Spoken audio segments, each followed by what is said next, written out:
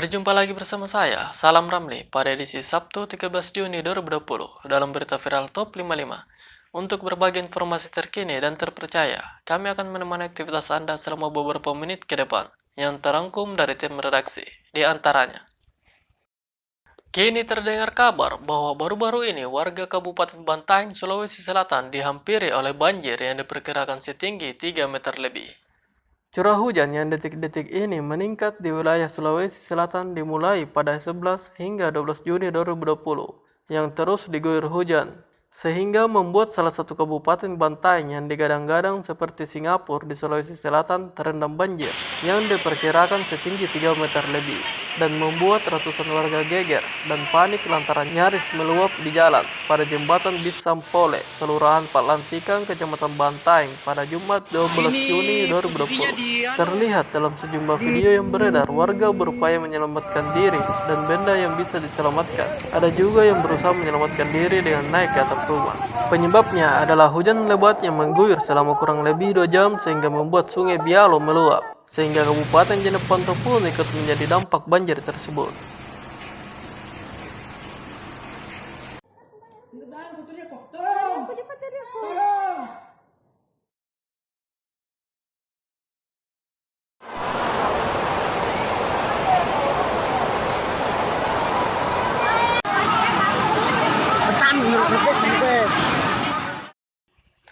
Melangkah ke berita selanjutnya. Sebuah video yang memperlihatkan dugaan praktik pungli kepengurusan KTP elektronik di kantor Kecamatan Batang, Kuis, Kabupaten Deli Serdang.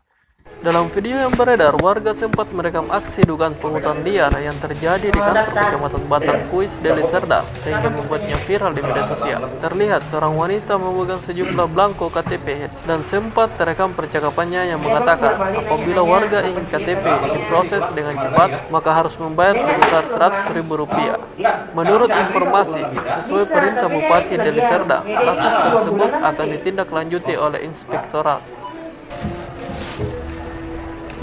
Mau yang cepat apa yang mau yang antri? Kalau yang cepat? Kena bayar. Berapa? 100. Berapa hari? Bisa dibilang seminggu. Beralih ke berita berikutnya. Terjadinya pernikahan membuat ikatan batin semakin erat. Seorang istri membuktikan kebenaran feelingnya dengan melakukan pengintaian terhadap sang suami. Baru beredar di media sosial aksi seorang istri mengintai suaminya yang layaknya agen CIA. Berdasarkan feeling dan perasaannya terhadap suaminya, ia memutuskan membuntuti sang suami. Namun tak disangka, ia menemukan suaminya yang sedang asik karaokean. Imbasnya, sang suami kena semprot dari sang istri. Hingga sang istri yang tidak diketahui identitasnya dan lokasi kejadiannya itu terlihat membanting handphone milik suaminya hingga terlihat pecah pada bagian layar handphone tersebut. Nggak pernah hapus apa? Perasaan gua nggak enak sekarang lu ada di sini ya. Beralih ke berita berikutnya. Ratusan penumpang terlihat memadati stasiun Rangkas Bitung, Kabupaten Lebak, Banten. Menurut informasi, ratusan penumpang tersebut tertahan di stasiun lantaran diberlakukan pembatasan untuk masuk peron dan naik kereta, sehingga mengakibatkan terjadi antrian panjang hingga ke jalan raya. Bahkan beberapa penumpang ada yang menumpuk, berebutan naik KRL di stasiun Rangkas Bitung akibat pembatasan. Namun yang terlihat dalam video yang dibagikan @Abdul_Gani88 melalui akun TikToknya memperlihatkan petugas stasiun saling berdorongan dengan penumpang yang sekali rute hanya dibatasi hingga 100 orang dan harus rela menunggu selama 5 jam lamanya guna mencegah penularan COVID-19. Beralih ke penghujung berita. Pesepak bola muslim asal Mesir yang kini menjadi mega bintang di Liverpool, kini kembali memberi kejutan di sebuah pom bensin.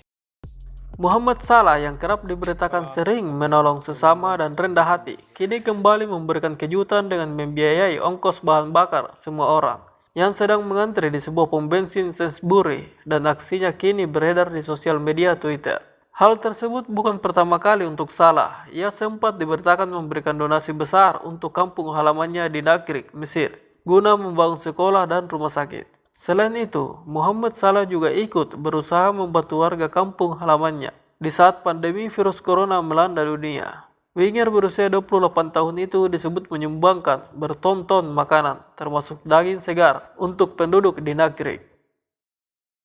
Dan itulah rangkuman informasi viral top 55 yang kami sajikan setiap hari, 2 kali sehari, setiap pukul 5 pagi dan pukul 5 sore. Nonton dan subscribe, like dan komen berita 55 untuk tetap update informasi lainnya. Semoga kesehatan pemirsa diberikan kesehatan dalam beraktivitas. Saya, Salam Ramli, mengucapkan sampai jumpa dan salam Indonesia.